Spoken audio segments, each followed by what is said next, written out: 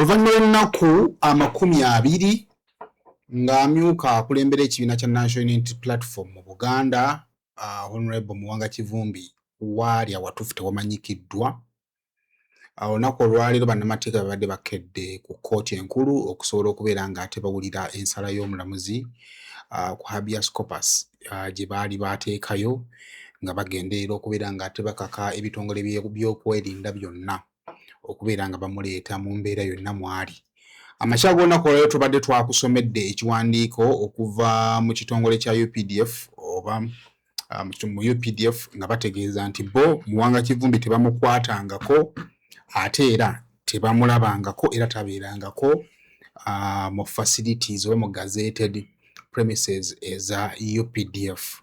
Kakati mu kaseera nga bannamateeka bakyagenda mu maaso okubeera ng'ate balindirira ruling y'omulamuzi ne bwerina okubeera ng'ate etambula, atawa amawulire we gabasanze ne gabategeeza nti oyo gwe babadde bali mu kuyaayaana okulaba ng'ebitongole by'okwerinda bwe banga bibimulina bimute, ate abadde asuuliddwa ku poliisi ey'e Nateete. Era bw'atyo ssaabawandiisi w'ekibiina kya National Unity Platform David Lewis Rubongoya bw'agendedde ku mutimbagano gwe ogwa X okusobola okubeera ng'ate ategeeza bannansi ekibadde kitambula oba ekibadde kigenda mu maaso mu kaseera ako.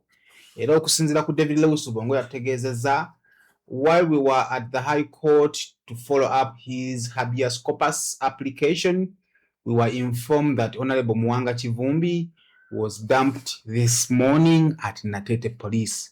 On reaching there, we've been informed he's being taken to court in Butambala and haven't gotten the opportunity to see him yet. After 19 days of incommunicado detention, Nagaman free Uganda now. Bwekyo enteekateeka egenze mu maaso ne bannamateeka be tebatudde basitukiddemu okukakkana nga bali Gombe Butambala mu kkooti okwongera okubeera ng'ate bagoberera giyinza kubanga misango ki egiba gigenda okubanga givunaanwa Honorable Muwanga Kivumbi.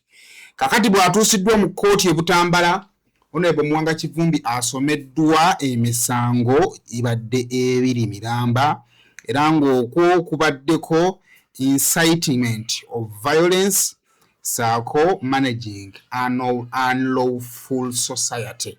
Incitement of violence and managing unlawful society. Gyemisango egimusomeddwa. Bannamateeka be nga bakulemberwamu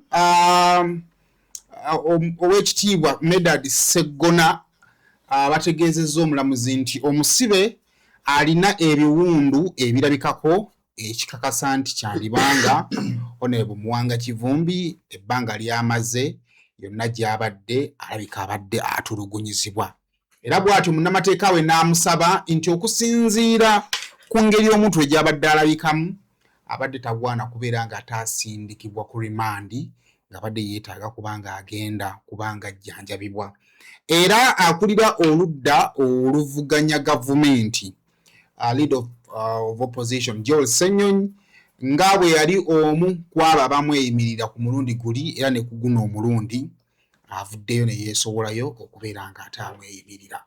Wabula omulamuzi naawe olunaku z'omwezi nga 11 mu mwezi guno ogujja ze weeks nga 2 okuva kati ate okubeera nga Muwanga Kivumbi adda okubanga ate bogenda masula nga tebeetegereza osanga oba banaaba muwa bail oba banaaba tebagimuwa. Bingi ebikyagenda mu maaso okubeera ng'ate bitambula mu mawulire. After a long while, omukyala Farida Nakazibwe oyo yali mukozi wa ku TV w'amaanyi avuddemu omwasi. Jjukira oyo baagulana nnyo ne minisita Justin Namere. Nga Justin Namere agamba nti nno Farida yali amwagaza omwami we naye Namere ne yeezuulira nti omwami yali yakola fake account eya Justin Namere yakozesanga okubeera ng'alaga Farida Nakazibwe nga Justin Namere bwe yali amukwana. Farida avuddemu omwasi. N'ebimu ku bira biyinza okuba nga byatambula olunaku gye twabadde mu kalulu zize ne mbawa priyambo y'ebimu nga bwe byabadde. N'essaawa zino nina next kin Njogedde ntya. Ogambe Roy King. Ya next of kin. Owachi ssentebe w'ekyalo Mulamba yamaze okubanga atawangula akalulu. I believe it's going to be a good show. Nina Frank Ntambi wano when Balkoze ogenda baga tuwogerako naye. Twetoola mu katundu then tujje tutandike. Ekifuba kikulemeddeko kikusiiwa kiraakira tekikutuka obussa bubi naawe alina ssenyiga nga takuggwako kozesa Lugave cough and flu syrup ate gwe alumizibwa alusazi nga zikuyisa bubi ofuna ekikeeto oba gaasi mu lubuto gwe kozesa Lugave alusa syrup musange mu pharmacy ne drug shops zonna lyakakasibwa National Drug Authority.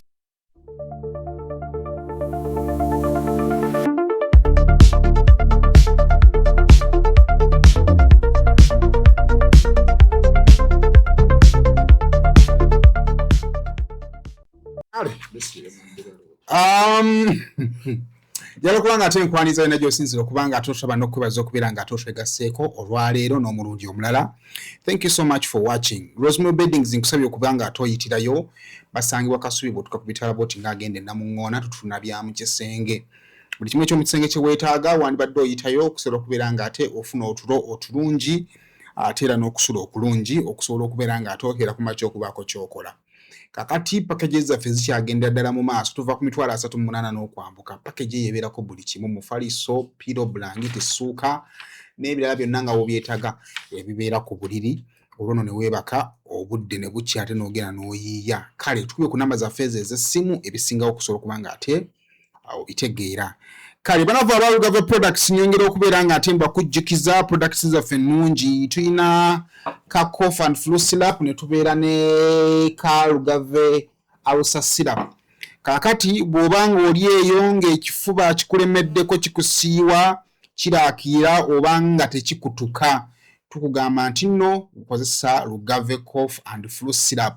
Olumu ne w'obanga okola oba owulira mu pain oyina ssenyiga atakuggwako ate era nga okalubirizibwa n'okussa ebiseera ebisinga obanga olina ate ssenyiga n'ekifuba kozesa Lugave cough and flu syrup.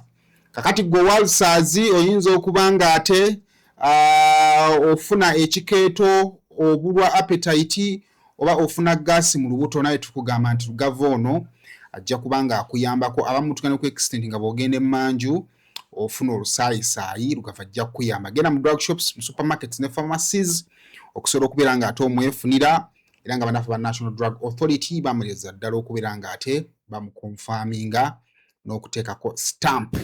Kale mu nteekateeka efaanaganako bwetyo kkiriza mbeera nga tutegeeza ku banafu aba logistics batikka bintu nga babijja mu ggwanga erya UAE nga bireeta mu ggwanga erya Uganda.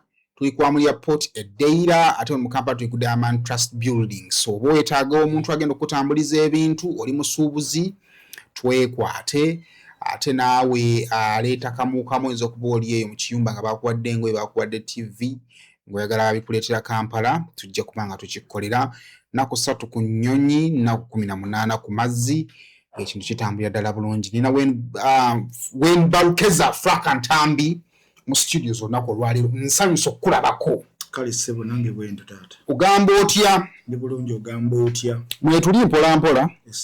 Mpozeeyo. Naffe gye tuli. Kuli kaakalulu. Wakamaliriza mu tusabira. Olina post gye wakoze. My brother has contributed 50% of my success when I saw that, or when I had those words. Remember. Nabiwulidde tebyandise kyeki. My heart melted. Kongo mukulikeyo mu kalulu. Twakavuddemu twakayiseeyo. Akalu kabadde kalende kabadde kangu. Tekaba amakukangu aka LC1. Ate government yagala nekola ekintu. Tekuli wala nyeeno. Government yagala nekola ekintu. Kana akalulu k'abantu betutamanyi bulungi. Kaba kaki ballot. Naye ate abantu bemwemanyi ku kitundu ate bagala mwesimbe mu mugongo. Kati empaka tamanyi olonda MP ng'omale kwolwo n'omusiima olw'enneeyisaaye okamaatinya teyaakumanyi. Ne kanaako ku kyalo ke mwemanyi n'otunulira sayidi eri nga tebawadde mukulu wo tebawadde taatawo. Gavumenti ebeera etulekedde empalana kampala kiri kweno eyo NUP yasaze kama masanyalaze ebeze nasala kama masanyalaze kati yeye yagambi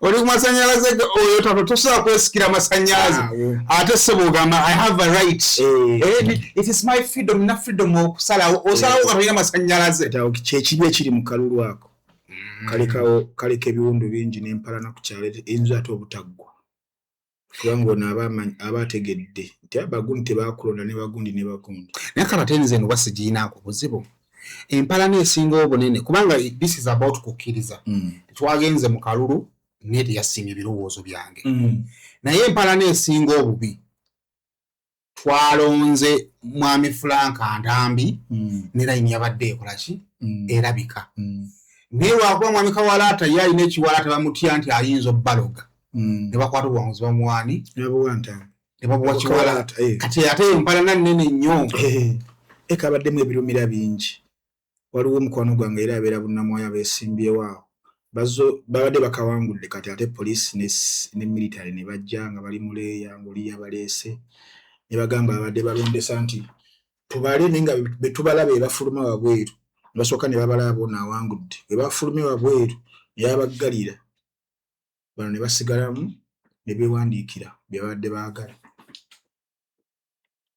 so bingi ebirumira ebyabaddemu naye ffe twebaza Katonda nti ne ku kiro ekyakeesa olwokubiri olwo oluvannyuma lw'okukuba olukuŋŋaana olwo nga ndeese bakwano bange ndowooza interest yaliwo kuba security yajja ekiro ekyo amagye gajja ne gateekawo embeera naye abantu baasigala bali ku kimu kye baali baagala era ne bakironda kirungi mutumuyosaayoza ne kati munda bamulimu ku poloti ez'otunda ani yagambye nti tuzze kwagala diiru ezo bweziti aneze kyendowolezaamu mukulu wange y'omu ku ba land owners abatono abali mu zooni eyo ebyobugagga alina Mukama yamuyamba alhamdulillah kati aleese bukulembeze aleese bukulembeze that's beautiful tazze kubaako waafunira but providing leadership evidence bangamba abantu balwanira stamp olwakira banyinyonnyodde balangiridde bulungi bwe balangiridde kaseera vuddewo n'abantu bali bagamba ne goba wangudde naye jangu tukulanga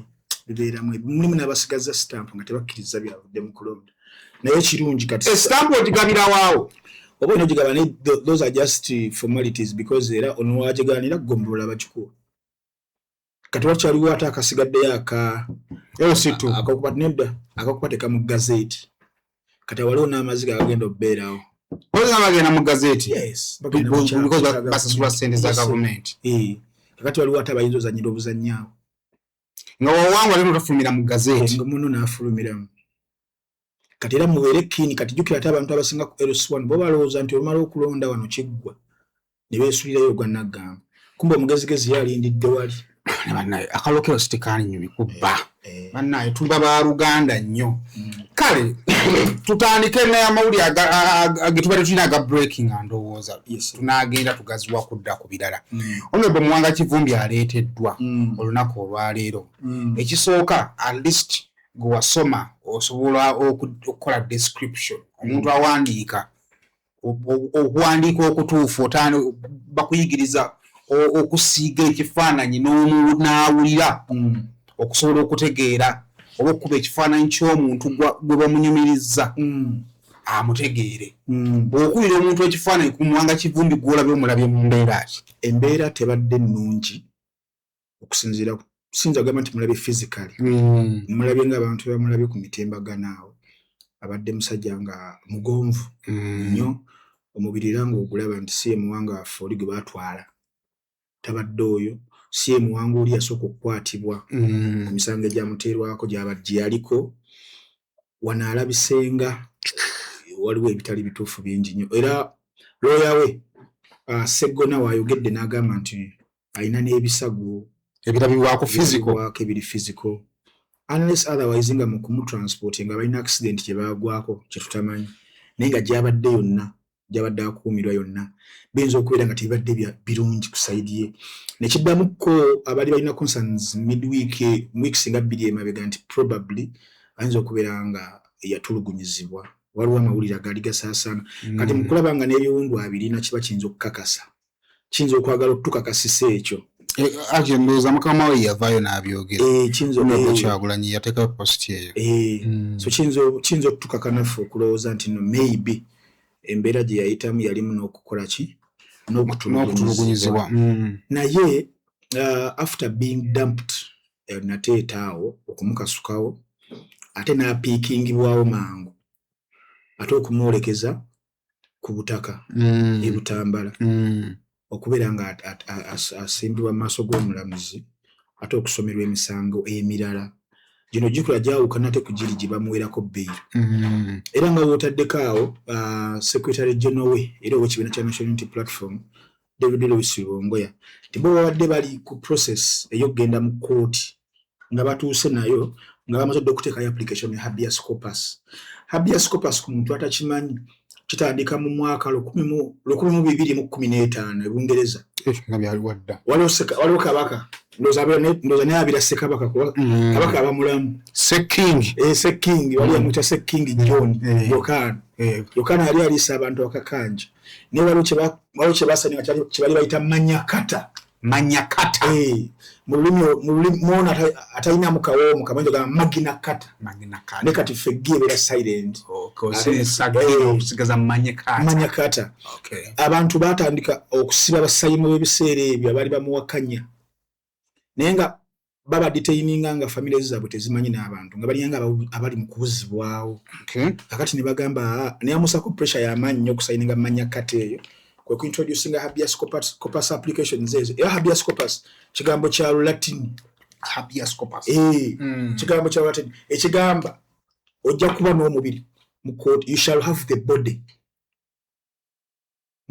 Habeas corpus corpus you shall have the body. Bring later or you detained mu court sibya kumuleta ka TV sibya kuwandika baruwa ne wabanga mwamutta mamuleta omubiri no request ebe yagala mubiri kugamba because now omuntu okubira nga ali held incommunicado kandi ne held incommunicado kyali ngo mukulu akiwandiisa ye muntu okutwalibwa okuwa kugamba kubanga kumuwamba kubuzibwawo nga temumanyi gyali temumanyi bamukwata temumanyi misango ki n'eriyo ekitewe kyali kati ne bagamba nti omuntu asobola okubuzibwawo nattibwa naye kali wabattiddwa tutaddemu application mulete omubiri mutulete ku remains kibera nga kigamba nti mulete bamufu oba mulamu mulete nga bwali kati kitegeeza habeas corpus bring the body lete omubiri ogwo. So now awo nyini wendabidde twist eriwa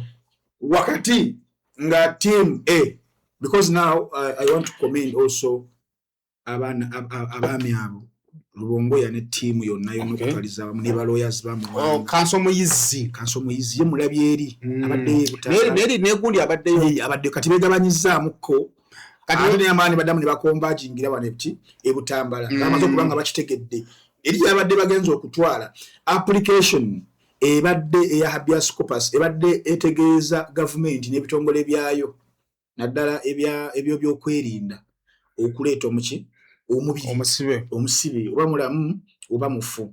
Ekigendererwa kya application yeeyo kwe kulaba nti omusibe waffe gwe baatwala bamutwalira mu benyi bw'amateeka. Kati gavumenti ebeera eddimu okukakasa kooti nti tetwamutwalira muki kugamba ensonga nezamutwaza ze zino za simba okitegeera tubadde tumulina era nga tumulina mu butuufu. Ebitongole by'okwerinda bwe bikukwata n'osukka essaawa 48 ezirandikibwa constitution bawandika habeas corpus eno ne bw'oba oleeta ojja with an explanation. Gwe agencies zino tubadde naye nga tukola ABC definitely kooti yedetermining oba ddala bituufu oba si bituufu.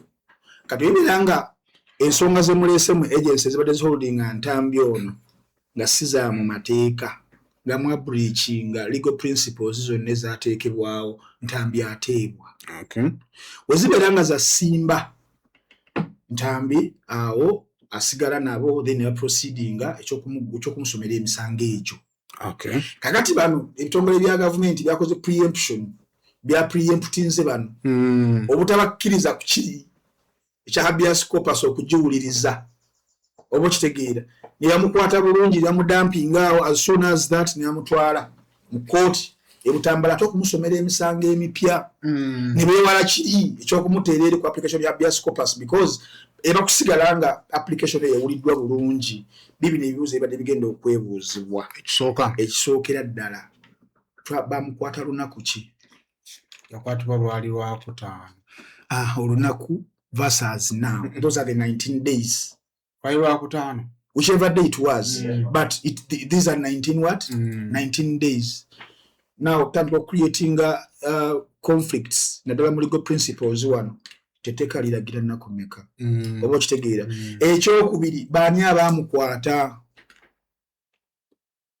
Otubale tukedo nako olwaleero nga buli kitongole kibuuzibwa. Kati tumanyi. Sife. Era asembe okuswalinga affidavit abadde wa UPDF. Polisi yagamba ife tumulina naye tuli willing cooperating tubanoonyezeeko muleme kugenda mu nsiko tujja banoonyezaako.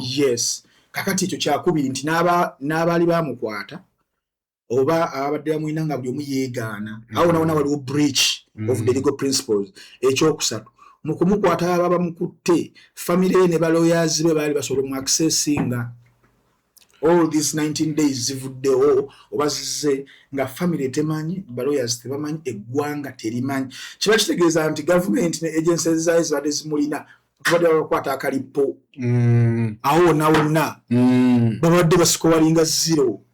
Kiba kitegeeza kooti twogeramu ekyennaku ekiri wano nti njogerera byandibadde ebituufu ebitasobose kubaawo ne mu nsi entuufu nga weerina okutambuza amateeka. Unfortunately tuli mu biseera ebizibu nti amateeka n'engeri gye gavunulwamu ennaku zino ebiro bino yakifuula into those them dark days.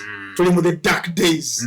Oba kitegeera naye nga wali mu nsi yennyini nga byandibadde etambula babadde babakwatirawo authorities okuta omusajja because everything was breached. Kakati babagambye tujja ne bababala ne bagamba you know what, let us go and dump him media je covering then tumutwale. Era kyobola abantu bamupekinze mangu jati ne mugoberesa paka Butambala. Ogende Butambala ne yamusomera emisango. Moyogedde omuli inciting violence ne holding and managing unlawful society. What is unlawful society? Baba tegeeza ki? Unlawful society bannange emisango giri mu nsi sayimo miyitirivu. Bade subulirangako. Kumadi manyi managing unlawful gathering. Kati waliwo unlawful society. Nga yawulira misango gya treason ogwa Dr. Kanukiza Besigye. Olunaku olwaleero nga government erina akantu keekoze ereese Besigye muwadde state appointed lawyers. Yakwani nongo osiriza mutambo Julia Serwambala ne Sarah Aweri nti government state which is the prosecutor the prosecution ate wadde ba state benyini ate ba defending ko sagala kugenda nnyo bya bannamateeka bayina enkola zaabwe nekibadde nkugamba nti ngako musambo gwa treason gwa Dr. Kanukiza Besigye ate munne Elias Lukwago bamusako misprison of era basinga ku fefena. Maybe that was even the first time we had misprison abatagoberera nendoza it is just in term ya tutawanya nenge misango kyabalira okujirayo kyemisango miyitirivu kati eno managing unlawful society kekaliwa bantu bangi nnyo oba okebedde olina constitution book awo okebereko mu section ya 5 mu Penal Code Act constitution okebere mu Penal Code Act section ndowooza ya 5 explaining unlawful society ne balyoka bakugamba nanga basajja 50 section ya 52 ya Penal Code Act. Penal Code unlawful society ne bagamba kwe kuno okuforminga organizinga okumanaginga okuleadinga obuconveninga obuparticipatinga in a society or association that the law eteka recognizing as unlawful or prohibited. A society naye bagenda mu maaso mu article mu section ya 5 mu 2 niba explaining when a society becomes an unlawful society. Society efuuka gye unlawful. Yes, including if it is formed for purposes such as bibino kati nga bino bengenda okusoma betwagala okumanya nti omukulu Muwanga Kivumbi Honorable byayinza okubeera nga yakola. One, levying war against the government. That society ngi levying war against the government tugenda kulwanisa akakundya organization yako. That is one. Kati kubino kwe kuli boche bayinza okubeera nga baleeta mu extending egundi yabo. Ekyokubiri, killing or injuring persons. Ekyokusatu, destroying property. Ekyokuna, subverting the government. Nekyokutaano, committing or inciting violence or intimidation.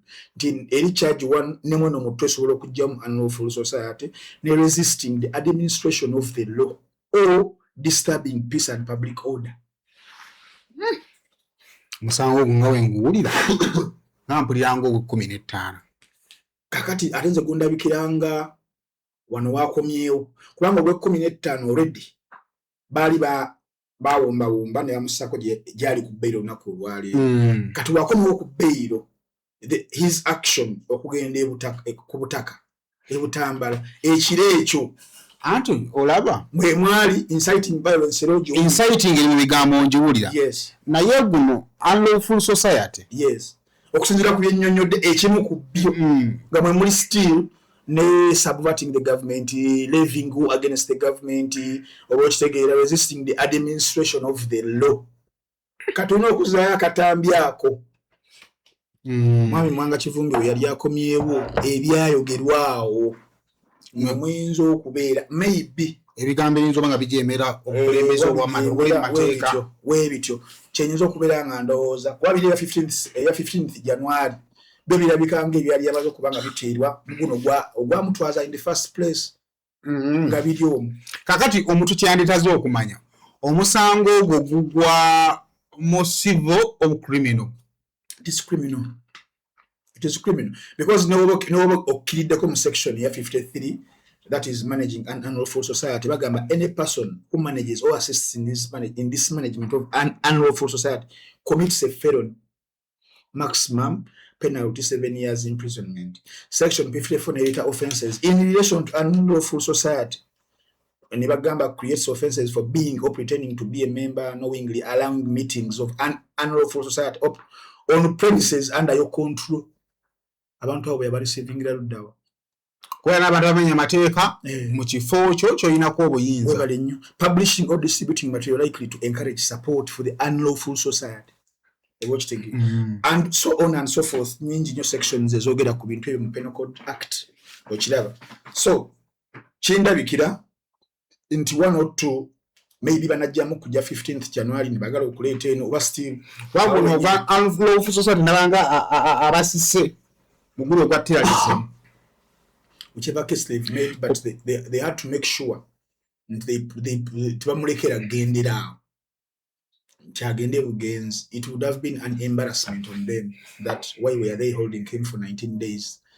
So they had to justify it that maybe for holding him over those 19 days right tuli mukunonyereza chagwanira tunonyereza lwakuba tekicontradicting n'ate amateeka gye kalagira tetukuganya kunonyereza tugambe nti nze agency wenti wa CID twamukutte tunonyereza oba ali mukutuyambako okunonyereza such that everyone knows, lawyers know, family know, no for Ugandans we know.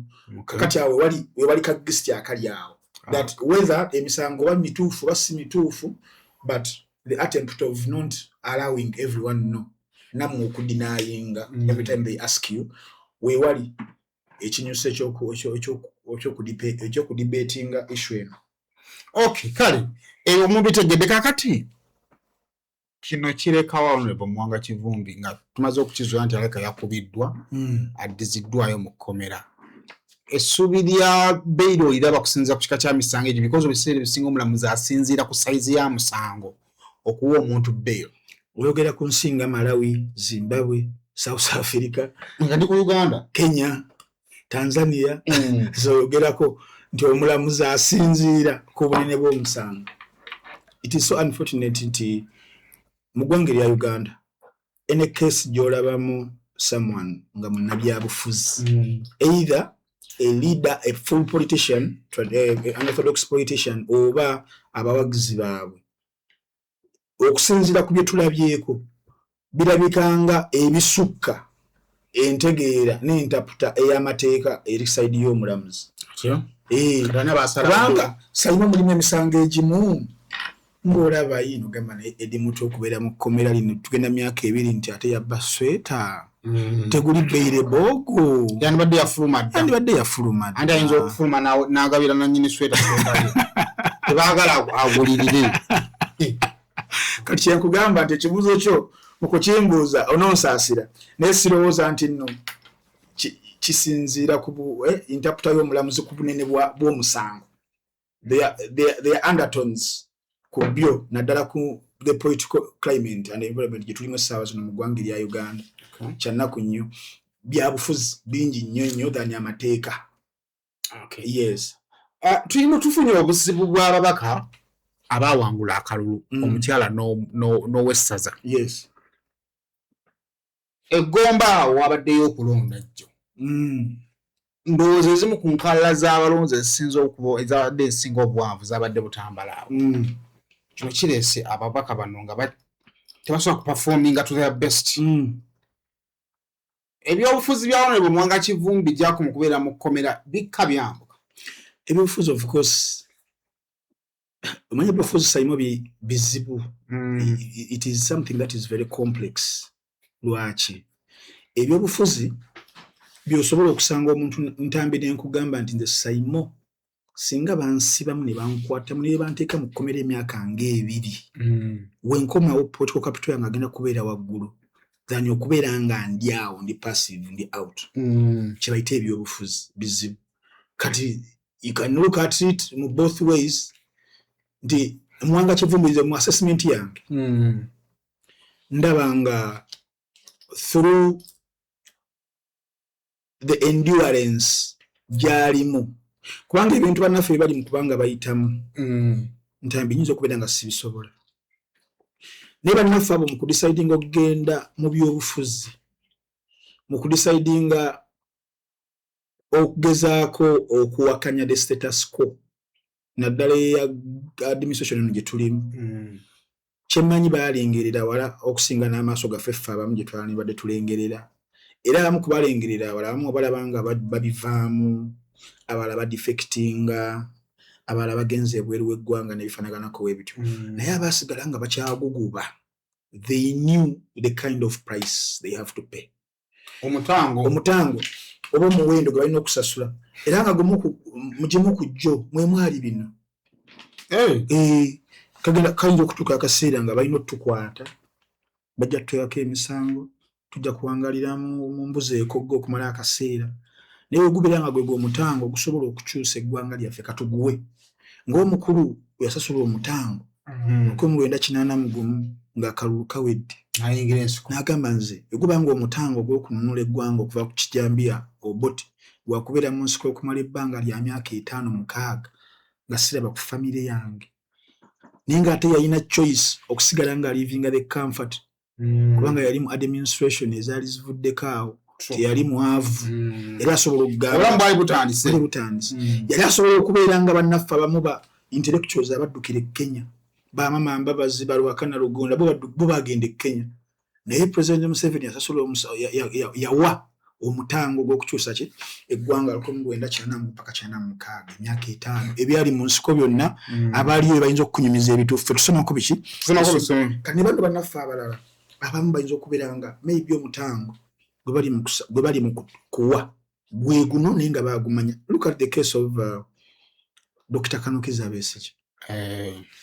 Anyone who goes and visits Dr. Kanokiza Besigye mbadde ndaba ku terogoberera ku tweets ezimu ez'amwannyinaze Nyanjula Doreen olumu ntera okukeberako ku ali omukyalo ono yani omukyalo yali gumite nnyo English nawe tobawulirako n'abalala nga ne Honorable Semujunganda tanakubeera nga afuluma nga bagamba bomu kwogera Dr. Kanokiza Besigye bigambo byabagamba nti ate ye asaasira nnyo ffe abali wabweru okusinga ye ali kugamba there are certain people ye nga amanyi nti kino okibeera nga kyekiriwo kyengenda okusasula sigenda compromising I'm not going to fold webali awo kakati ku muntu oyo okoddeyo ku kibuzo ky'ombuuzizza maybe for them awo gwego omutango ogw'okulinyisa stakes waggulu ez'ebyobufuzi byabwe so maybe for Muwanga Kivumbi kiyinza okubeera nga sinakigenderere nti yayagala abeere mu situation eyo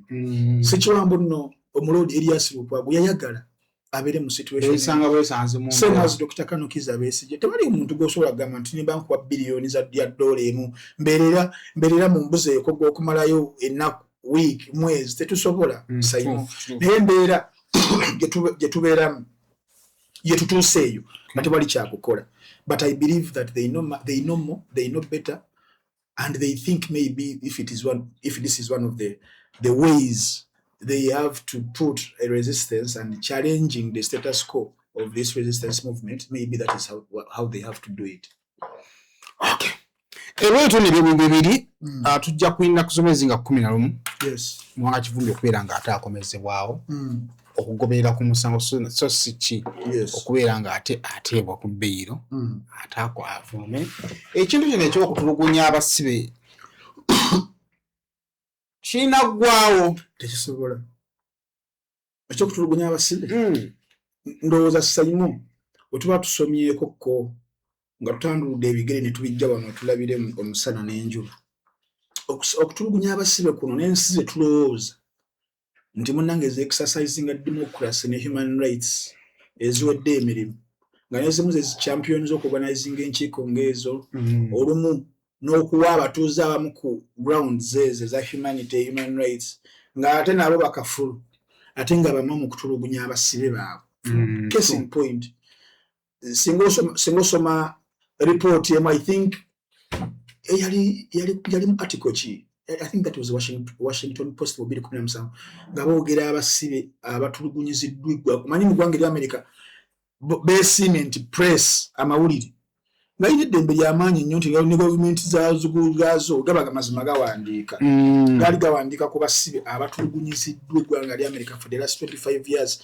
administration ezaaliwo okuva ku ba George W. Bush senior junior Bill Clinton twala tugenda Obama wonna nga bayitirivu nnyo ndowooza nga ku World Index bakwata namba nga 3 mu kutulugunya abasibe eggwanga erya America kyewuunyisa mu America bakuyetingayo ne kkomera liriyo ku mazzi babagamba dabaligale Guantanamo Bay eri Cuba liriyo ku mazzi ndowooza side zeyo nga ne baawukana lyo kumera terivaayo olumu bajja ne bagamba twaligadde tewakyali operations ate ogenda okuwulira mbu ate and also other centers endala mwe batulugunyiza abaki abantu kati okuddamu ekibuuzo kyo nti okutulugunya abasibe kunaggwaawo mukama wange kuyinza obutaggwaawo maybe bannaffe abala bakikola mu ngeri y'okwekweka naye mulimu ensi ezimu kati ezikikola nga kyere ng'omusibe okwatibwa weba wetaaga kutulugunya bakujja mu kibaagala naye bakutereza bulungi nnyo naye ogenda kuappearinga mu kooti they make sure that you're in your normal nojja nga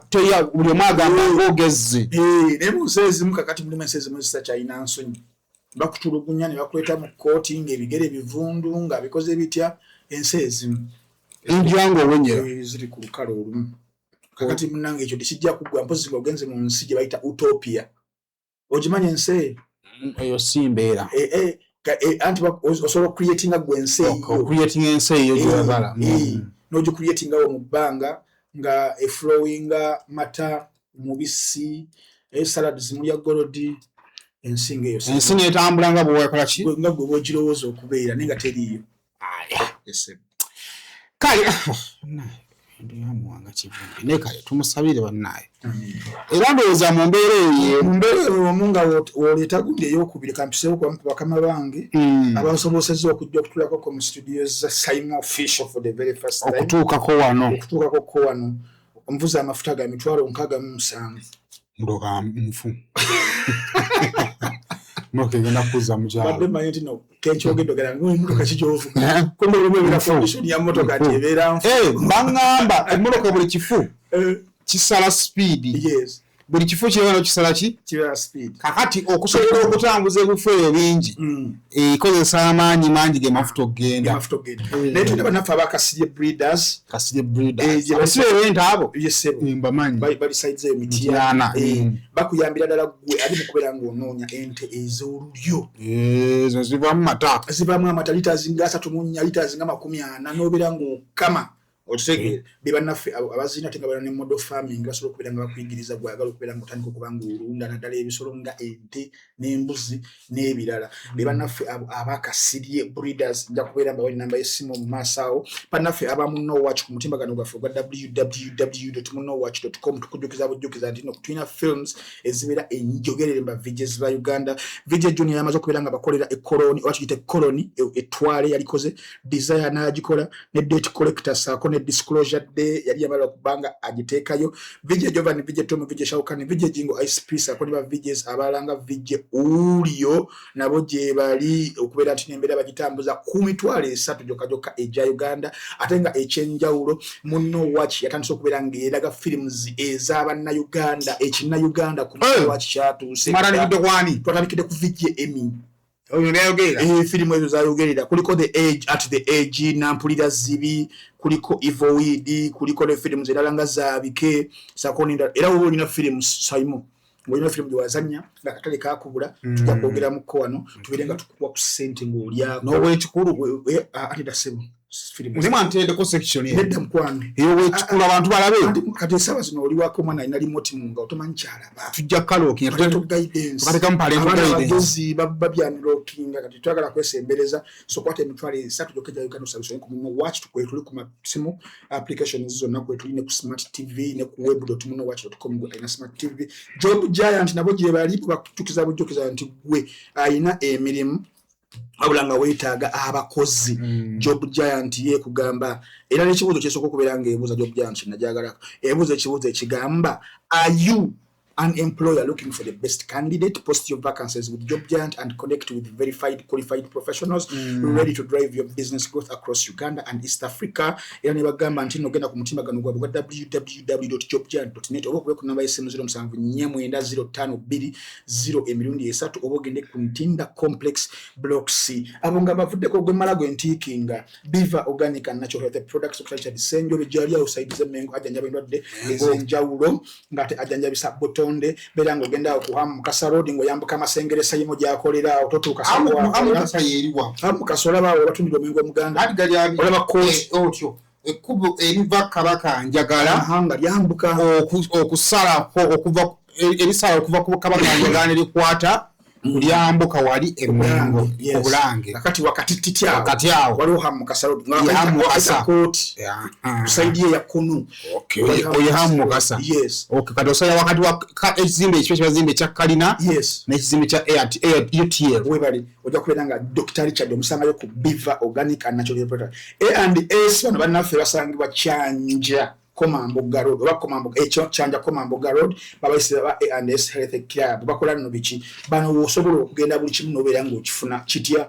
abagala ozanyo omupiira artificial turf weri abagala okuuga swimming pool weri abagala gym weri no sala ku mugejo no mubiri abagala sauna fene tutuya namo batasobola kusitula byuma massage ni bakugolola ebinywa obeera ovuda onogenda mu kitchen nofuna ku mmere nnungi sako ne side y'ebbaano okulaba emipiira bagise A&S Health Club side zao ekyanja ekifo ekisanyukirwamu ekyamaanyi ekiri mu Kampala abantu bakulu bagambe nja kujanjagala kukola 6 pack tokyasobola kati tulina mbeera mu situation ya kuyota inze igwe kasuku tuota tutuyinza situla n'emyaka gyaffe katoli myaka 5 ogenda okutukira mu gym abiri mu lumu August Serena Hotel tugenda kulaba mwana muwala akyali mwana muwala abera mami abira mami Irene Namatovu tugenda kubeera strong woman. Yes, strong woman concert tugenda kubeera naye olunaku olwo ng'ennaku z'omwezi 21 awo ku Serena Hotel okunyimbaga yes kati ekyenjawulo ekiriwo gwalina my Airtel app oba naawe gwalina essimu yennyini ng'oli ku Airtel dialing *185*9# oteke merchant code 4424936 obeere ng'oticket ogifunira ku mitwalo 10 discounted ticket mu kaseera kano wabula bali ku mulyango mitwalo 15 meeza za millions 3 n'abasemberayo ddala bamwise Papa Misa Kisemakula alina olulaga lwe naye concert ye ng'ennaku z'omwezi 13 November agiyise Sir Misa Kisemakula 50 years of greatness concert Kingdom Kampala 13 November. Details endala za Kingdom Kampala waliwo gundi awo parking waliwo ekifo tojukala mu parking magalo beera nabaliga abantu balina ne parking ennungi ne gundi Kingdom Kampala ina ekifo ekiragwamu tojukiramu nogundi bwe yatandikira Salvador nagala okukola naye comedy gundi nkumanyi yakolera uko naye waliwo ntwaso okukola concert yawo nkutidde awajja abantu omutwalo mulambo gwa papa kuti ali kati eno executive ya kikumu anti luli yagoba ne wana agenda kugoba abantu baffe ng'enkumi 5 nga tuli awo kanaana gati musigwa nsimbi tompala mpafala naawe oba tansaanira tekikwata nze omwagala webali kale awo bino bintu ebyo tusisinkane mu nteekateeka efaanaganako bwetyo owaayi yes amakyago olwaleero tugudde ku kye bayita positive okwaya bagita positive mwangi omukyala Farida Nakazibwe yes anti wa Gabriela avuddeyo kakati eno post yabadde yalinga retweetinze kati wajiri exinze tweet y'omukutu gwa Big Guy ogubadde kugamba nti NAMERE yaloopye era ajja kwetaaga okumulibirira nti yagala myo 15 simanyi wakituufu ekituufu ze quoting kakati bw'avudde awo omukyala Farida we kugenda ku posti eki bw'otuna posti ya Farida erina memories zezza Mami Hadi Fadi ye Fadi yes Fadi Nakazibwe agambye the supplier does not have to worry much awo supplier bagamba tigwe bawadde kugaba supplier ya NAMERE mwanyi tayina kuyaliikirira yes abadde ali akozesa okumusupplier mwanyi tayina liikirira the supplier doesn't have to worry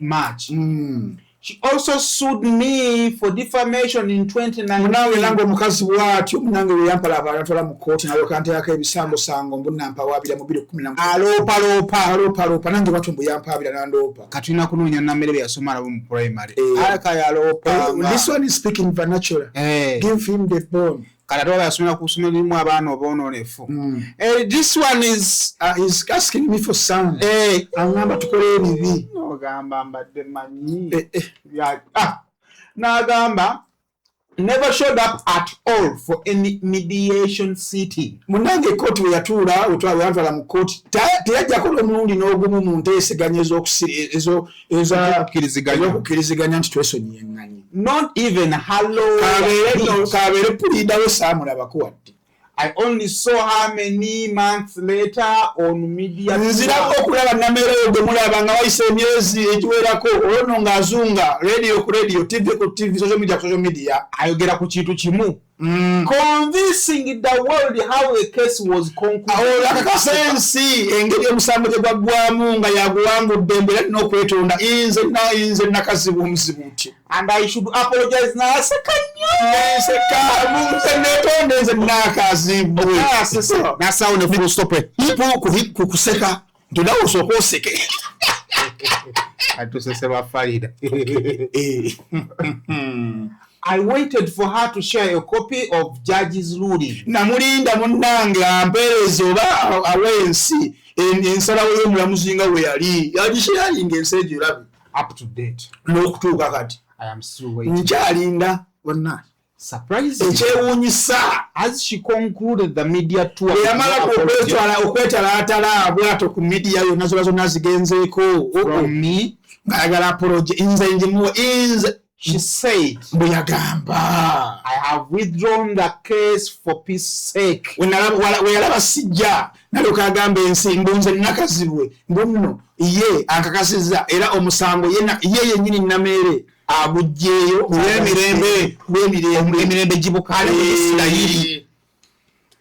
Of course, some gullible ones believed, and we all moved to the next news.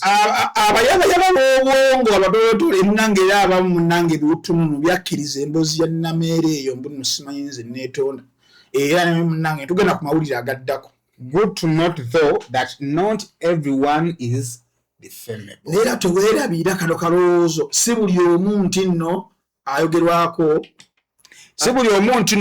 Bamba mwogerako kalebule nga kyategeeza nti Namere tawebulwa kakati waliyo omuntu nga mu mateeka ali defamable kituufu gye bali tosagamba nti bavodde ekitiibwa kyange basoka kubuuza kyekiriwa okirina kyo ng'obadde omukola abantu munuwa kooti kyesooka okubuuza era omulamu osanga lwoli omutuufu omulungi mu defamation case asooka n'akuŋŋaanya n'awawaabira awawaabira nti Simon najjawo obutambi bwonna n'abuteeka ku hard disk kati agenda bali mu kooti n'asooka abuzanyira omulamuzi n'ejjule n'egamba kiki kino jjako ono ayagala kitiibwa kye buno kigenda akyalinawo ekitiibwa ebadde example ndi omu ku baahostinga Justin nga ku nsonga eyo yennyini mu 2019 nali nkola interview yali yabyokya ku weekend ng'oli ku media tour gye boogeddeko era Justin, it was my first time meeting nga ekimu bibiri yes brother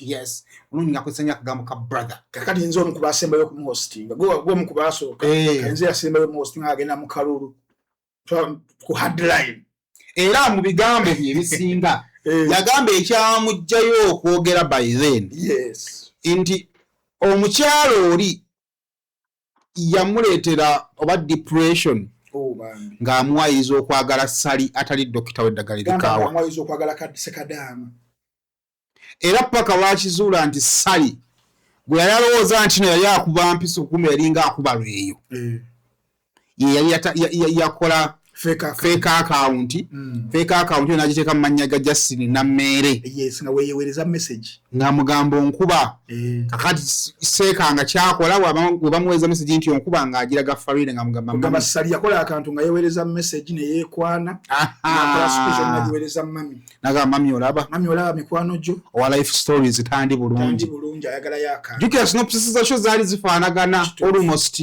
zonna zikwatagana kulamu bwa bulijjo life stories ne mwasuze how did you sleep otegedde bulungi onagala kutuula mu show yo eyewaka now the biggest question is 2019 20 21 22 24 25 26 Farida kept quiet fena tukkiriza nti olumu silence ewangula finally kyekiyinza okuba nga kibagudde Farida okugamba bannange sirikabada yes ekisookera ddala nagamba abantu mu bitonde byonna ekitonde ekitasonyiwa kyekitonde ekikazi ekitonde ekikazi tekisonyiwa tekyesonyiwa okitege bo mu butonde tekisonyiwa naddala ku kitonde ekikazi kinne waakyo abakyala simanyi science kyayinza kuprovinga kuba naffe abasoma science okutusinga babitegeera jinsi zaabwe zirimu ki mu kaseera ako kubanga omuntu yandi expectinze nti amanyi courts zino za mirundi ebiri waliwo court ey'amateeka waliwo ne court of public opinion public court yagaana okugusala public court all this while mutwalwa Namere nakazibwe yali wangula olwa silence kyukola post eyo n'abadde bagoberera nti Namere yagezaako nnyo okuteekawo embeera zonna newe wamukyaliza newe yakyali ewalala okulwana okuzaaliwo statement eno ng'asobola okugamba nti mediation meetings zigenda mu maaso kumbe azirimu yekka oba okitegeera ye n'omutima gwe batudde but because nakazibula asirise takoze bbiri kati mu biseera ebisinga kasola wangu omuntu ayagala nnyo okuprovinga ekintu omuntu ogusukka ogumu ebiri esatu there is a problem kati ne mu public opinion mu public court mulimu abantu ebagamba nti abantu abareasoninga abantu abensa mu society babeeramu era bamugenze mu public court boyina okwapiiringa tu of public abaina thinking capacity yachi eyenjawulo bapiringira ko sibonna oyagala bona basweving bakole ki bakuwagire kati mirimu gye bakola eja kintu gambe ja corporate awo namere yali ani nakazi wangu olwa okusirika kwe gabagamba ne namere ono she's a child era nga ati olutalo lwa namere lufaanaganako n'olutalo lwa muganda wange Fristo Panda ne Brunoke. Yes. Aba Brunoke bagamba tobizza lwaki obizza.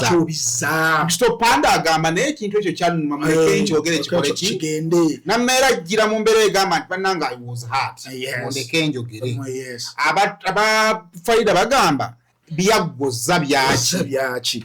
Kati ku mulundi guno kati mbadde kwetera phase 1 nti nakazi bwe yali ajiwa yali alabisenga ajiwangu olw'okusirikaako kabagamba naye ono yeerereja buli eyesibye ku mukazi omanyisa yimwe nembeera nkulinako obuzibu nenzija nenjogera sayimo oyo mubi nnyo nenkwata ekkubo nengenda awokubiri awokusatu awokuna awokutano sayimo ng'osirisa I lose true. Kati gobera victim kati victim amala n'awangula kati nakazi bwe yali awangudde olutalo olw'okusirika naye nga wenkugambye nti abakyala I want to meet a scientist one of these days ansomese akunnyonnyolako ekinnyinnyonnyoko abakyala kiva ku ki abakyala abayewalana bananga abakyala tebeeyagala bino bye balimu women empowerment balimba omukazi munnaffe omukazi omuntu akusanga mu katale ng'oyambadde gundi gy'ayambadde oba bulawuzi oba biki n'awulira ennaku n'agala n'okujambula wadde agiguze sente nnyingi nnyo kiri mu butonde bwabwe I don't know what explains to that now wano mweno saga ya namere omu ku bantu benalisembeyo okulowooza ayinza okujja okwagala okukkatira ye Farida waliwo akaseera weyagala okubire munne ekkonde evanyuma naye ng'olina kulindako ng'abantu bagenda kubuuza timing why now lwaki oba ojja kati oba okitegeera kubanga namere mukazi wattu tutegeeze oba tugaane lwakubeera oba osomya akatabo koli omusajja atovuwo waliwo wakubuulira wolina okusirikira waliwo wakubuulira wolina okwataakingira akati timing sometimes mu lutalo esobola okumatalinga nga nakasi bwe naye yalabye nti omukyalo ono amuconconeza ebbanga naye mu kaseera kano she's at her lowest nange nina okujja nenkubamu ku nteegateega lwaki tasobola alina fights nyingi nnyo essaawa zino tayinza kujja kufokasinga ku nze wano akali peti kano wadde kali pasono n'aleka luno olunene olw'omutwalo olwa corruption byalimu n'abali mu kumulwana abayitirivu ennyo lwakuba nakazi bwe kyeyerabira era nga naye wali omukazi n'oli omukazi tebeesonyiwa kakati namere mu katabo ke kanotubo katambula nako yagambe papito wandiika titwerabira not era kuliko wali fadi nakoze omwezi meka tasobola kubanga amuyita fadi kuliko ate yako kuliko kinnakazibu not omukazi w'ebitambaala omukazi ow'ebitambaala kati ne date kweri nakoze omwezi meka 29 Papito mark that date 29th July 2026 kakati bamatadde mu markinga as soon as motalo namera rumazi asoka amayizo owebimerere owendokwa supplier singa mu malabwati nze namera nagya ntekawo sente tagenda bera mu parliament atoza waita mmeka waita weeks 2 mulala ku gossip live nanga mpe ebyange okitegeera oyo mukazi mu balwanyi bebayita bannamige yawa musajja wange tayinza kutawa musajja afuwe makindi tasonyiwa omanyi mbaka gwe nina nti zimbaka benina bambi nina honorable kasi alinganda alinga ne kasi tagenda naye omukyalo oyo namere era n'abamutuuma erinnya bagambanga nti Justin Seafood semmere kakati kiba kitegeeza ki tinamera inayo golu twaliyitanga golu mu mupiira ono bamuterese namere kati ali awo yeswanta agamba alinda ono wendo kwaveewo eno utamulinda tuyinza twakaba ku sheno nga tweet yalumi era biranga okeberayo abawalevu tokutuka kiyakola nsibirwa Susan wa NTV omwana onacho oyinza omugamba ate namere okumanya namere simmere webigaana ennyo manyi mu kulwana kuno ojjukira ekikonde kya Mike Tyson ne Evander Holyfield maama nnyabo tanasaayo eno ndala alinze alirango engalo ze musiiwa kakati badde nkunyumiza ekikonde kya Evander Holyfield Tyson okijjukira bakuba Tyson n'agamba nedda okutukulibwa n'amuluma kakati namere mu kulwana kwe ebigambo webigaana ne peni neegaana mu kuwandiika wano amanyi n'okukuba olwo omukyala gwe yakubawe makindi bali olubala kakati mukyala yalabibwako kwiti emu ng'akuba saagala agalamidde aba yakamala okuba saagala agalamidde mugamba ate drone emukyusiza bamugambye emutwale ewaka kakati mukwano gwange nakazibwe mu Luganda tugamba alye kamanye ng'akoza n'owebbwa nti omusango teguvunda liringa bbanja namere amukoze eki namere simmere amuterese oba okitegeera so oberanga you have to study your opponent how they fight. I believe mukana akaseera nakazi we yali badde amanyi bulungi nnyo engeri namere gyalwana namere tatya kuwana na for the lack of a better word olubanga utolwa kuwana na kisolo kiri ekyakyusi asoba okulwana whether bagenda mu bitomi kugamba bino batugamba ntola nambize ejja kusula mu bitomi yagamba kangende naye nganje kubye literally she has nothing to lose what they kali bibeerawo ne literally she has nothing to lose nakazi wolina a lot to lose your dignity nti otogera kuba media personalities abadde mu Uganda banga one of the most distinguished of those is nakazi and one of the auras is badde zimu keeping okwanga ensaina we mulabira bado kusirika engeri yetwala mumwe eyekimbejja bwetyo kakati are you willing to lose that mukasera kano nga kibadde kikwatiridde are you willing namero ku dragging mu bitaba munalwana I don't know naye mukulooza mwe nnyo nga nefumitiriza n'engamba naye lwaki saawa zino ng'ovudde ku kiri kya government timing eyo nti onali at her lowest kamukwata offside nga tagize nzirayo ku saga namere gyalimu eya omukyalo oyo supplier n'ebibadde Masaka tino kutuka olunaku olwaliro nga through her lawyers yawandiise letter of intention to sue. I don't know if it was the letter of intention to sue ebiseera ebimu leeta yesooka nalanga ogenda musango ogwo ona desistinga akola kyakola then waba alemereddwa we have instructions tugende mu court simanyi ku bibiri kyasoose but whichever nti namere on the other side I feel for her. Right. She is in for something ekinene. Ekinene. Olutalo namere lwali mu kulwana. Lwe lutalo ene sane person ali morally upright we yali yagadde. Oba we yali yagadde abere ku side ya namere. Togera ku lutalo lw'enguzi. Ene sane person morally upright yali teri muntu yali yagadde enguzi. Unfortunately kuvala nkugambye bali mu gundi esoose nti tuzimba olumu ensi ensuubize ey'ebintu nga biri upright utopia but mu byaddala Simon inze naawe n'oli atulaba inherently we are corrupt people as a society inherently golooza Simon okulya enguzi ogenda kumala kufuna abakadde 10 ojire woti enguzi munange esookera eno wansi mpola negenda nga ekula we are all corrupt somewhere Simon singa nkukubira essimu ng'oli wano n'onkwano ga tuli mu kuziika nenga just you want to avoid me because nkubanja oba because oyagala kundaba Simon oli bwenzi butandise butandika we butyo oba kitegeera corruption is ultimately a test of character and opportunity. ogenze mu line okukyusa line ya Airtel bagikiri line mpanvu owadde asikali akuyiseewo otandise olwo okugiwa okugiparticipatingamu ogenze ku internal affairs line mpanvu olina okujja okola akantu ayinza okukuyisaawo nonya ofisi y'amagye sayino oli mu kuvuga emmotoka yo otuuse ku lugendo ogenda Kyengera oba ogenda Masaka bakuyimiriza toyina ki driver's license oba empira ogambye omusirikale ndakati oziwa ow'ekibaluwa nawe okuwaayo ebiri kiki n'omusirikale n'agamba don't you have some water kati tukoze otya yes.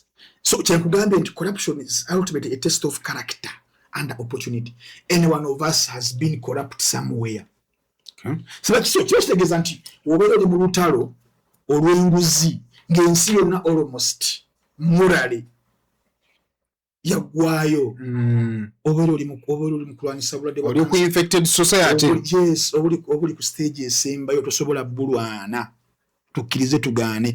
The best you can do is to to the gallery kulaganga alwanisa mateeka bagamba nti waliwo line egamba mu mateeka nti justice bali bagamba ku justice nti terina kubeera it has to seem to be served oba kitegeera it doesn't I don't know how they phrase it nga bali bagamba nti kino okulabikira ddala nti justice eri mukola yange esaali okere omusayiro ogw'okufa yes ajulire definitely naye kooti kigenda onrekodi nti bamusayira gwakufa definitely something like that kakati olutalo lwa Namerere balimu n'ebbalamu lwonna tukizo batugane koota sorry to say this abantu bagala kukiwulira naye bali mu koota mugalumonde nagezaako kutusamisa just to impress us but deep inside we as sola netaddemu nkutaddemu no ya commenting no ya alaba tuli bali banguzi batuli bali yake kakati mu bulyako mulimu levels mulimu bali ku level webera storage building abali ku level esembayo tuli ku mapeera patukyali eno wansi bakaguje naye nga bakaguje balengera ngeno wansi batandise okusena bantambi batandise okusena basayima bali eno bagamba before we know nga batutuuseeko so what do we have to fight back oba kitegeera kati notero Namere lwalimu you see some connotations of a setup, some connotations, and I was explaining to it yesterday. Remember, if we are on the same team, on the same same team, tuina ne media team yaffe, tuina we tusazeko, okitegeera. Simon Ebanyweza, waliwo ndio byawo mu campaign, nga fa controlling media. Would we want those things and say birabe? Oba kitegeera wabawo contract kalina okubeerawo for the image n'obuta creating a doubts in us n'obuta losing our moral credibility. Kakati Namere's credibility morally has been shattered. Eteredwa in balance. Kyobala nti balambalugaale olunaku olwajja wamulabye nga yayise bombi mu office ne bakyamani be NRM yes n'abendokwa but singa kamera weeri but waliwo level ku yatuuse n'abagaa mufulumu anga kati ekyokujja ku kamera mayitu ekyo twafunye mbuzi mu musango guno ye muntu yaleese emboozi ya minisita ate naye okutanga okunoonyerezebwa kubanga bw'ogamba nti jjako kamera oba otandise okukkiriziganya ne bagundi kye baali bagamba nti okay bw'oba okizudde nti wali bitalamula bulungi waliwo abantu mu bitiibwa byabwe nga tebagwanidde kukunyizibwa webali Gabriel Bulo ya raising a concern y'omu sister gwe baakunya kubanga ye Catholic mulungi naye muzikiriza yatakiraba nti kisoboka yes omu sister okutandika okunyizibwa owaki kati bobanga you fail to acknowledge the weight of omu sister okunyizibwa publicly to be ashamed like that kati ne minister afifine omukisomo kunya definitely abayino muleke bamukunye muleke bamulange entasobola kuwangula Kalulu Masaka ng'akulya ekibiina ky'NRM yamulangira ekyo okisibikira kiri kifa kimwatandika because at one time waliwo gwe baali bakutte nga ababuuza naye documents of evidence eriyo nga tebagala kumanya. This time around ku Namere abadde abibuuza olina obujulizi olina okoko bujulizi okitegeera so abazungu bagamba nti what is good for the goose is good for the gander tekigenda kutta mirimu gigenda kuddako mu maaso awo kubanga minisita alina kyatulaze nti alina kyasobola kubanga tulaba bibazuule eyo kyono yabba kino yabba kino nende tutafuna reconciliation meetings ngaze twafunye zino waba wandibadde olowooza nti minisita bw'amala okuva mu district byazudde twandibadde tujja mu reconciliation meeting eyo ababadde bavunaaniddwa ne beewozaako abalemereddwa okuvunaanibwa ne bongerwayo ng'ekyabadde ku minisita kubanga ensonga yazze ku stage efaanagana n'ensonga y'abasaabatabeera ku mirimu naye lwaki eno yakwatiddwa mu ngeri y'enjawulo endala nga tuzudde bakutwale kakati kiba kitegeeza nti kiki kyensosa okukugamba tugenda kusiiminga just ng'abalwanisa enguzi nga tetuli mu kugirwanisa. They just try to impress Ugandans, and that is it. So, nkatwaliwo tubadde wa Nakazibwe. Yes. Okujja kwa Nakazibwe kulina kye kulaga anti kyebadde ndi mukugezaako okuzimbira nti olutalo Namere balenza okugamba nti ali mu kintu ekigazi ekinene. Kugamba mu kino kyalimu na lwaki Farida azze okukuba maybe realize nze nti ono abalaba ayina bangi entala ayina nnyingi akube ajeruliwa alekeruliwa alajokomya okuba n'entale nnyingi tasobola ziwangula era Namere waategendereze nnyo nti oba alina ttiimu eri strategic nga naye omukyala nti nkimanyi mukalaba she's very smart but waliwo entale ezimu wezisukkanga nnyingi obukolwa muzeeyi yaboogera omugenzi tamala emirundi obukolwa nga bwegasse busobola okulya omusota kati Namere waategendereze koze eno gyaliko wadde yes yali badde nnungi nnyo but then nkubulidde ebirimu ayinza okumaliriza nga creatinze abalabe bangi nnyo batasobole kuwangula abamu abayinza n'okumumegga ate nga political career ye akatandika kama badde amuyambye because Namere agezezaako wonna nga tawangula ku mulundi guno awangudde n'ennyondo yali badde asooka n'agamba why kansoke mali okubeera nga nkola ki nzigaazigamu mpola naye amaanyi galeese mangi nnyo tegali badde mabi but politically sometime osoka na okola mukowa nti banafuzi banyosa mu bolaba nga awe tasoka na ompira nagujjamu omukka soka na yetegereza bwo kubana badde ku drawing board ne bakuyiiza mpola kakali be bakuyiiza yes how sure are you to know ogenda bitebuka kakati that is the biggest worry I have towards my friend my sister Justine Namere and I like her so much. She's very courageous, she's very smart, she's a very beautiful woman, she's very articulate, and she's the one when the chairman wa NRM. She's one of those being ambant mu team yange mbadde bula mu Vinicius Junior wuno because mu NRM nga wogiraba characters eziri esinga zifaanagana. You're given your position as a minister, you are a honorable somewhere, you're given the security, motor car, good life, money. Abasinga bafoldinga mikono webat okitegeera kyobola abantu President Museveni abadde alina outsourcinga ebweru okufuna bafighter ab'emimwa bannakangu mwe bayitirawo baba walina obwa advisor babucha bazze bani bazza bayichuli bajjaawo nga you outsourcing but you would really want nga bakadasi bennyini bebasobola okuboggola kubanga eno abakulwana who is the man boyogeddeko MP Owe Machinde Ali Kasenga is a honorable but highly vocal Zake is a honorable but highly vocal kajja kulinda nawe mu timu yo wali etazaabo nti webera podcast webera TV NBS oba BBS muri ku pano nga tebajja kuyisaawo byabwe nga we muri Namere badofunye breed ye nungi bwetyo unfortunately entale z'ebyobufuzi n'obeera ng'olina obuganzi ewa jjajja mukulu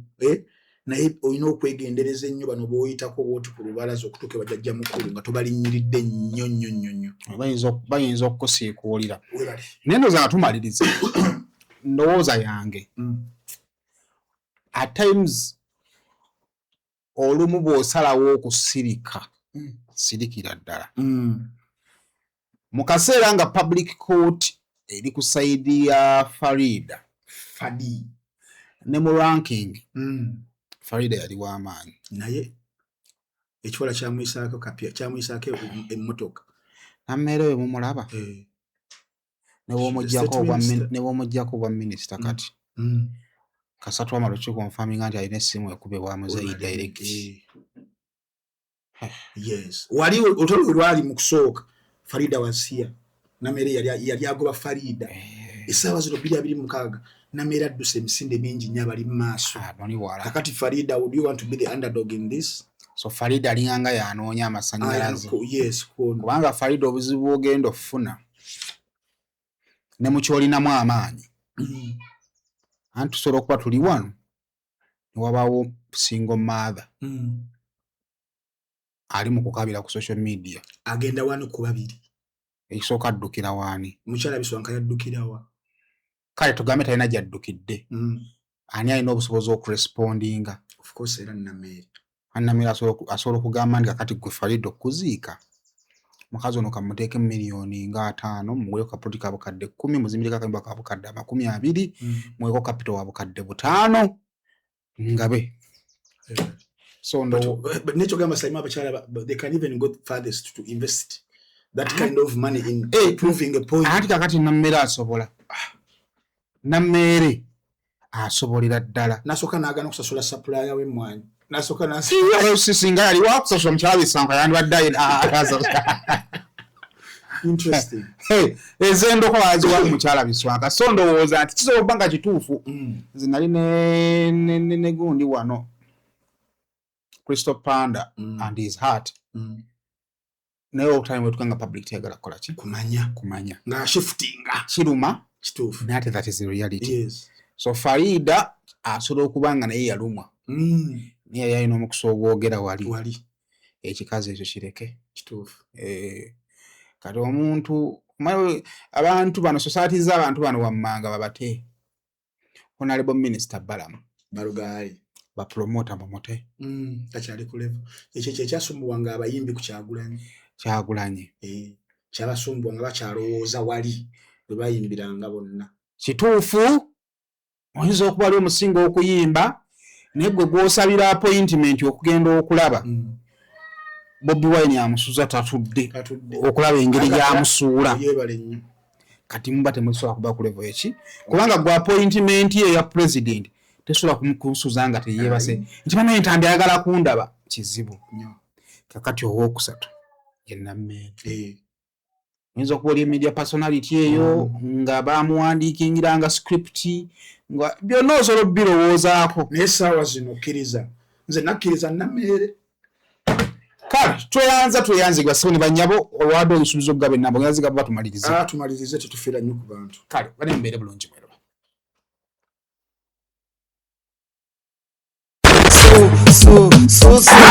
Chikwa